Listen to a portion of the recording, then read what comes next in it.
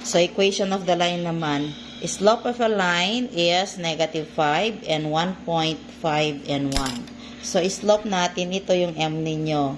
Ito na yung 0.1 natin, nandito ang x sub 1 and y sub 1. So, gagamit tayo ng formula na y minus y sub 1 is equal to m, x minus x sub 1. So, yung m natin, papalitan natin ng negative 5. X minus your x sub 1 is 5. Your y minus your y sub 1 is 1. So, we have y minus 1 is equal to negative 5 times x, negative 5x, negative times negative, positive 25. So, ilipat na natin si 5x sa kabila. From negative 5x, maging positive 5x plus y is equal to 25. From negative 1, maging plus 1. 5x plus y now is equal to 26. This is now the equation of the line.